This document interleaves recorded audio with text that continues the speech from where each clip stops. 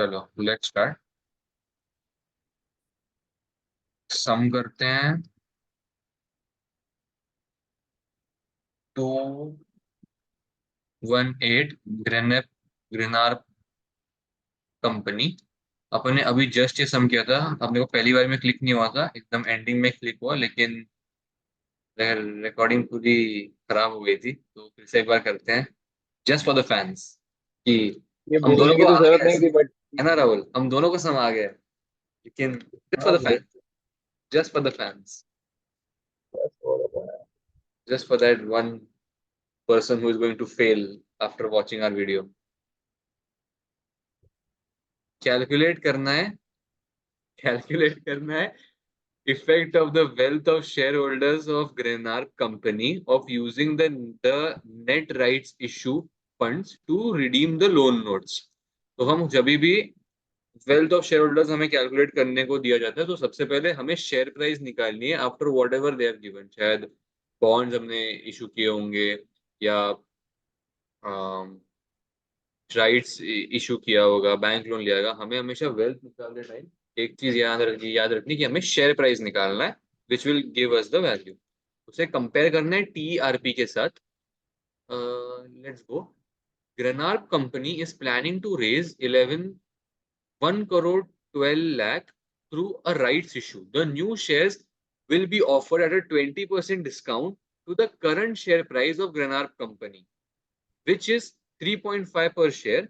The rights issue will be 1 for 5 basis and issue cost of 2 lakh 80,000 will be paid out of cash raised. तो सबसे पहले अपन TRP इतने information के साथ find out कर सकते हैं, तो अपन टीआरपी फाइंड आउट कर लेते हैं।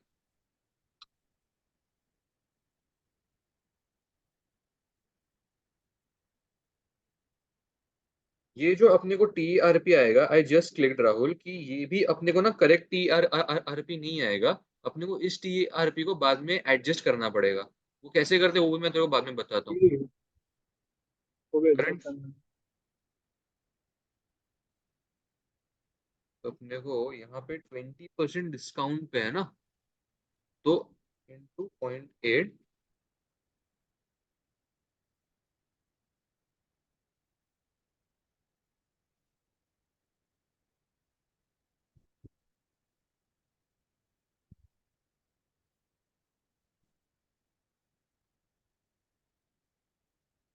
फिलहाल अपने को हमारा ग्रॉस टीआरपी आया 3.383, ऐसा तो बोल सकते हैं।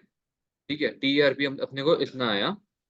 उसके बाद उन्होंने अपने को बोला है the rights issue will B on a 1 for 5 basis, and the issue costs were,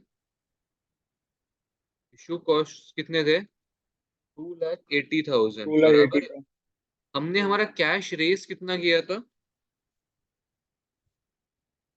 1 crore 12 lakh। तो नेट कैश रेज्ड जो हमें मिला है वो है इतने का। ठीक है, यहाँ तक आ जाए तो बता देना राहुल। हाँ आ गया। आ गया ना, चलो। देन अभी ये तो हमें उन्होंने पूरा कैपिटल स्ट्रक्चर दिया हुआ है कि ऑर्डिनरी शेयर्स 0.510 मिलियन, मतलब 20 मिलियन के शेयर्स हैं, उनकी वैल्यू 0.5 है। रिजर्व्स जाए दो, 8% लोन नोट के 30,000 है, ठीक है, मतलब 30 मिलियन है। The net cash raised by the rights issue will be used to redeem part of the loan notes issue. मतलब हमने जो भी कैश रेज किया है उसको हमें रिडीम करना है लोन नोट्स के लिए। जब मैंने पहली बार ये सम किया था, मैंने एक गलती कर दी, मैंने ये लाइन पढ़ के ही डायरेक्टली मैं ये रिडीम करना मैंने स्टार्ट कर स्टार्ट दिया था। कर दिया। आगे भी है, each loan note has a nominal value of 100 and x x interest market value of 0.04। A clause, अभी ये मेन है, पे ध्यान देना। A clause in the bond issue contract allows Granarp company to redeem a loan note, the loan notes at a 5% premium of the market price at any point of time prior to the redemption date। मतलब पहली बात तो इन्होंने हमको बोला है कि हमारे क्लॉज के अंडर हम 5% प्रीमियम पे रिडीम कर सकते हैं, तो मुझे लगा 105 पे कर सकते हैं, लेकिन इन्होंने बोला 5% premium to the market price. मतलब 104 की हमारी पहली बात तो मार्केट वैल्यू है, ठीक है, तो redemption वैल्यू, तो पहली बात तो हमारी मार्केट वैल्यू है 104 की, उसके ऊपर प्रीमियम 5% का।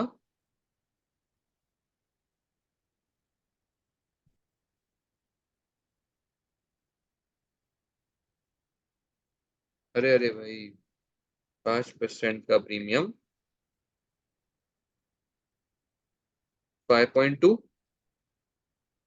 ठीक है, ये आ गया 5.2। तो अभी हमारी रिडेम्पशन वैल्यू की कितनी होगी?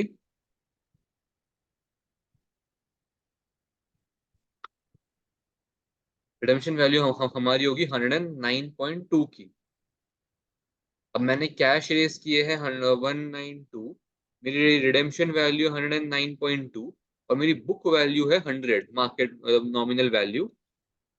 देयर फोर 100, मतलब cash raise divide by redemption amount into nominal value. अभी अच्छा, अभी हम नॉमिनल वैल्यू से क्यों मल्टीप्लाई कर रहे हैं? क्योंकि हमें दिया गया था कि मार्केट वैल्यू बेसिस पे है ये वो।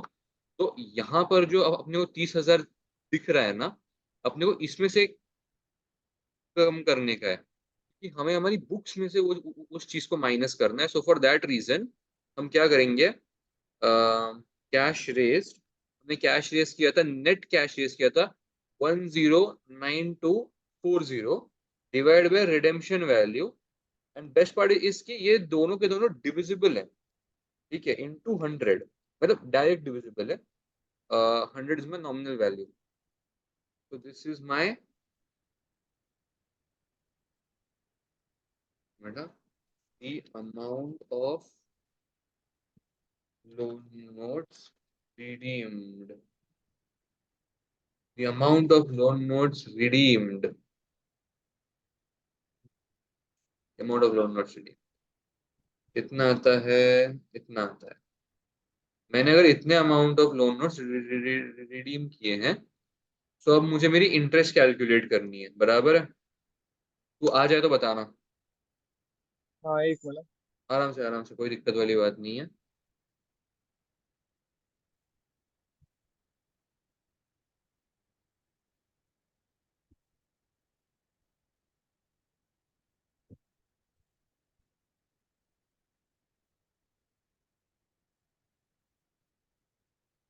हाँ चल ठीक है, आ गया।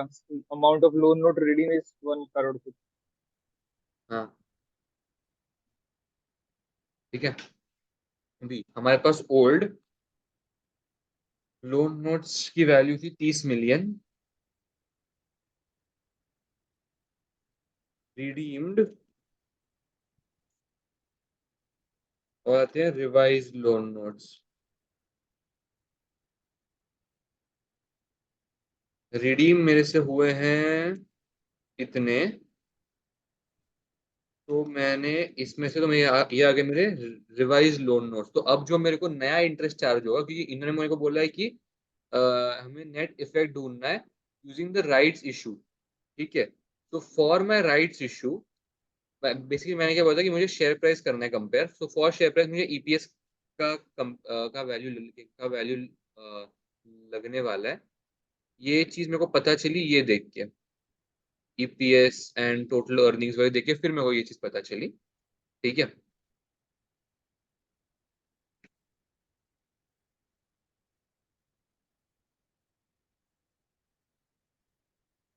अ, मैंने रिडीम किया इतना, तो अभी इंटरेस्ट,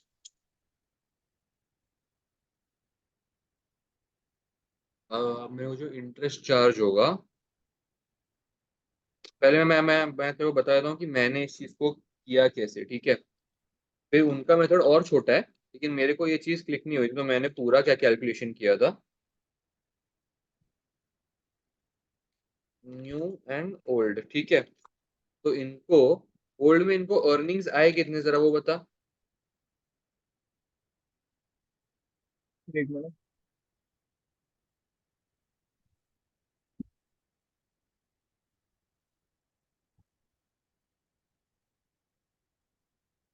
ओल्ड में इनके अर्निंग्स थे कितने? 8 लाख 40। 84 lakhs। और इनका हाँ मतलब ईपीएस वो था 84। कितना? EPS 0.42। तो अभी जाहिर सी बात है तेरे को तेरे नंबर ऑफ शेयर्स मिल जाएंगे। एक बराबर है मिनट। ना?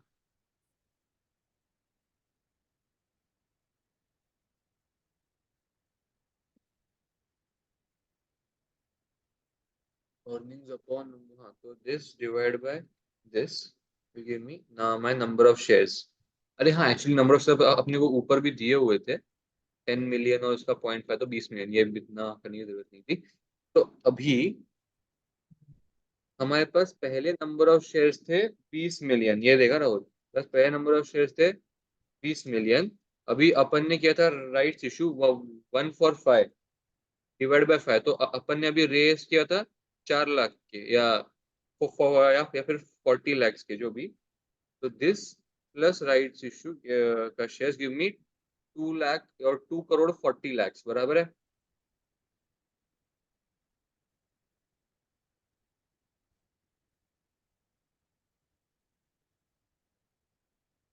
वो नंबर ऑफ शेयर्स थे ना अपने 20 लाख के, फिर हमने अभी 4 लाख और एक वन राइज फॉर किया। हाँ, वो वन तो बाय फाइव किया तो आ गए।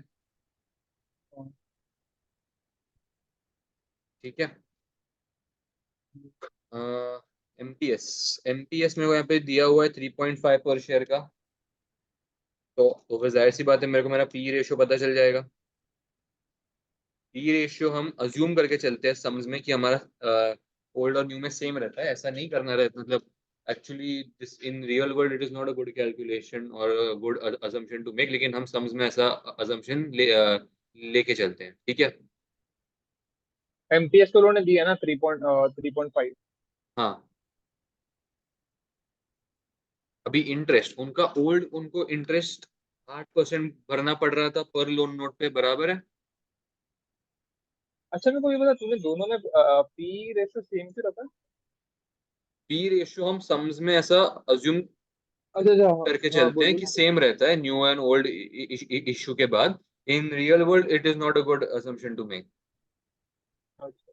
इंटरेस्ट अपने को 8% भरना पड़ रहा था 30 लाख पे, बराबर है, 30 मिलियन पे। और यहाँ पे अभी अपने को कितना भरना, मतलब भरना पड़ेगा 20 मिलियन पे। सही है। तो मैंने क्या सोचा कि मेरे को ये जो अर्निंग्स मिली रहेगी, ये यहाँ पे मुझे कहीं पर भी डिविडेंड के बारे में कुछ इन्होंने बताया नहीं है, तो मैंने यहाँ पे डायरेक्टली टैक्स अज्यूम किया, दिस इनटू 30 डिवाइड बाय 70। ठीक है, तो मेरे को इतना वैल्यू आया अर्निंग बिफोर। अब मेरे को चाहिए था अर्निंग्स बिफोर टैक्स, तो अब वो मेरे को मिल जाएगा, अर्निंग्स बिफोर टैक्स भी। फिर मेरे को earnings before interest and tax भी मिल जाएगा, EBIT, which is this plus this।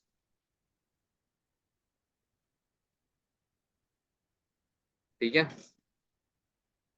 तो अब EBIT तो सेम रहेगा क्योंकि खाली इंटरेस्ट चेंज हो रहा है, तो वहां के उसके पहले के वैल्यूज तो सेम रहेंगे। तो अब अपने को यहाँ पे ये नॉर्मल ये तूने अजम्पशन कैसे लगाया कि सेम रहेगा वाली? सेम ही रहेंगे ना अभी, और खाली उन्होंने बोला कि कुछ खाली दिया नहीं इसके लिए इंटरेस्ट ना? चेंज करना है, हाँ, कुछ और दिया ही नहीं है। Okay okay. इटैलिक्स में नहीं करता।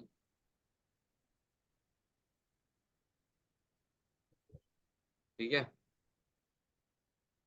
तो अभी टैक्स 30% है उन्होंने यहाँ पे दिया हुआ है, या फिर अब अपन यहाँ पे ऐसे क्रॉस मतलब मल्टीप्लाई करते तो भी आ जाता, नहीं आता। फिर this minus tax give me 8,96,000। बराबर। अब मेरे को ईपीएस आ जाएगा, अर्निंग्स अपॉन आ नंबर ऑफ जाएगा शेयर्स। अर्निंग से फिर नंबर। मेरे को एमपीएस आ जाएगा, पी रेशियो इंटू ईपीएस। तो मेरे को आ गया मेरा एमपीएस जो मेरे को चाहिए था, share price. Thus, we have now found that the share price is 3.11। ठीक है। अभी जो मैं तेको बोल रहा था पता है कि अपने को यहाँ का पी रेशियो टीआरपी खाली एडजस्ट करना पड़ेगा। हम्म। अब वो हाँ, करने वो का पता वक्त आ नहीं। गया है। अभी अपन ने यहाँ पे 5 और 1 लिया था, बराबर है। यानी कि अपने हाँ। यहाँ पे एक्चुअली शेयर्स थे इतने, और शेयर्स थे 4 लाख, और यहाँ पे थे 20, मतलब 20 मिलियन, यहाँ पे थे 4 मिलियन, बराबर है। यहाँ पे अपनी अर्निंग्स थी कितनी, 10 मिलियन की। और यहाँ पे एट लाख अपनी फोर्टी था वो, अर्निंग्स बोला था। 10 10 मिलियन की थी, और यहाँ पे अपनी 11.92 की थी, या जो भी। ठीक है। 3 मिनट। बताओ दिक्कत तो ये है वापस कि से। 11.2, सॉरी 11.2, क्या क्या। ये अर्निंग्स कैसे निकालते हैं क्या? कुछ अरे बोल दिया रहा हुआ था। है ना उन्होंने यहाँ पे।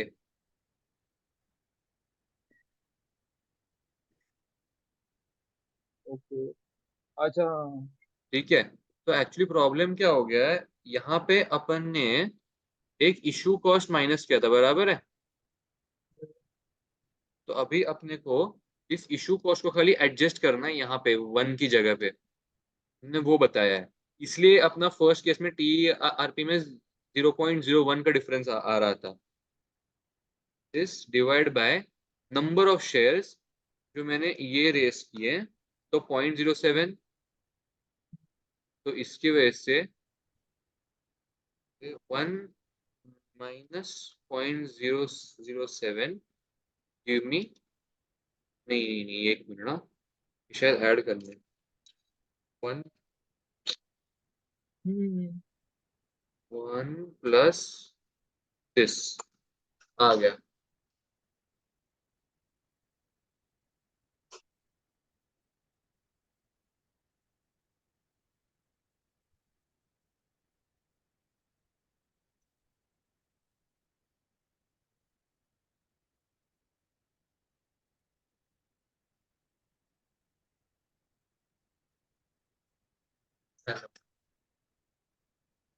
तो अभी भी डाउट है, तो मतलब जब अपन ईआरपी कैलकुलेट करते तो इशू को प्लस कहाँ से करते अपन? तो इन्होंने यहाँ पे देख बताया रहेगा, ऑल्टरनेटिवली बिल्कुल है। इशू कॉस्ट ऑफ 0.07, यानी कि इतना, and this one for rights issue. So TRP would be, ये देखो इन्होंने यहाँ पे बताया है कि, ओ नहीं नहीं नहीं, उन्होंने यहाँ पे ऐड नहीं किया है। वही मैं सोच रहा हूँ इससे कैसे ऐड कर, तेरा भी वो बराबर था।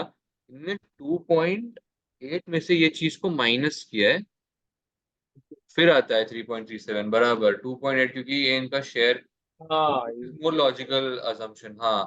2.8 में से इन्होंने फिर ये इशू पे इसको माइनस पर शेयर। ठीक है। यहाँ पे एक ऑल्टरनेटिव सोल्यूशन भी है, लेकिन पहले अपने को ये तो समझ में आ गया अभी डिफरेंस का। तो अभी डिफरेंस, हाँ, अभी शेयर होल्डर का फायदा हुआ है कि घाटा हुआ है, वो अपन देखते हैं।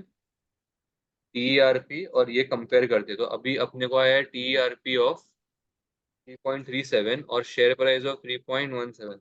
तो अभी अपना हुआ है एक्चुअली घाटा। शेयर प्राइस माइनस टीआरपी देखते हैं। 2 पॉइंट, कैपिटल लॉस ऑफ 0.26 पर शेयर। और अभी हम लोग सिर्फ इस शेयर पॉइंट को मल्टीप्लाई करेंगे कि अभी हमारा घाटा हुआ है तो कितने का हुआ है। नंबर ऑफ शेयर्स अब अपने को कितने आए थे यहाँ पे, 625, 4 × 3। चेक करते हैं इनका आंसर क्या है। 624, 624 आया है इनको, ठीक है, मतलब क्लोज इनफ। मैंने यहाँ पे इशू कॉस्ट ऐड किए क्या। ओके, फिर इन्होंने पता है क्या किया है, ये अपने को लॉस आया, फिर इन्होंने बोला कि हमने जो इशू कॉस्ट भी किए थे वो भी अपन इस लॉस में ऐड करेंगे, तो आता है 6.5। वो ठीक है, दैट इज ओके। लेकिन मोटा मोटी ये सम है, 6.5, 6.25, 6.24, दैट इज ओके। तो ये लोग का भी नेट आंसर यही है ना, 6.25? 6.24 है, 6.25 अपना है, हाँ तो मतलब ठीक है। अभी अपने को तो ये सब आ ही नहीं रहा था, फिर भी यहाँ तक तो आए। हाँ वो भी है यार। बस वही है, फिर क्या, डिस्कस वेदर थोड़ा सा green harp company might achieve it's optimal capital structure following the rights issue.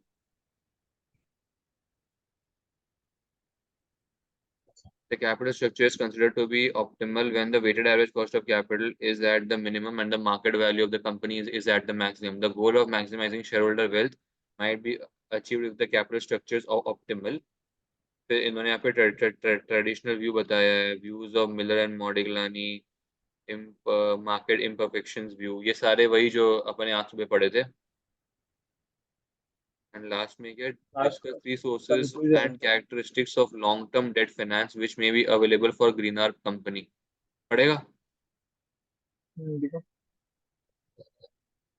और okay, bonds.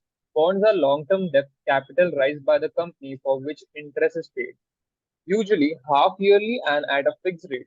Holders of bond are therefore long-term payable for the company. Bonds issued by large companies are marketable, but bond market are small. They can be issued in a variety of foreign currencies. Deep discounted bond.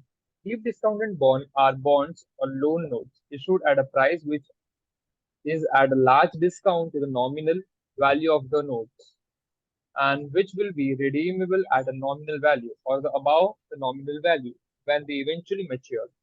A coupon rate of interest will be very low compared with yield on conventional bonds with the same maturities. For example, with a specific cash flow required, the low servicing cost required the currency of the bond may be an attraction.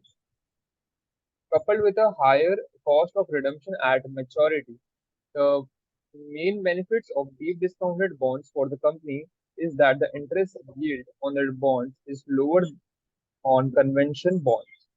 However, it will have to pay much larger amount at maturity than it borrowed when the bonds were issued. Deep discounted bonds differ much of the cost of their debt. Okay.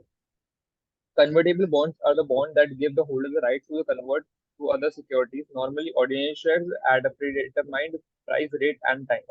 The coupled rate of interest is normally lowered on a small, similar conventional bonds. They give the bondholder the right, but not an obligation, to convert the bonds at a specific future date into new equity shares of the company at a conventional rate that is also specified when the bonds are issued. If the bonds are converted, there can be reduction in the gearing of the issuing company. Long-term bank loan. Long-term bank loan can be obtained the interest paid annually, biannually, or quarter at the either at a fixed rate or a floating rate. Bank loan are often secured, and a bank may charge higher interest rate for the unsecured loan compared with a similar secured loan. Repayment usually include a capital element and interest element. The proportion of the interest increasing over time, the proportion of the capital increase over the time. Nice. Basics.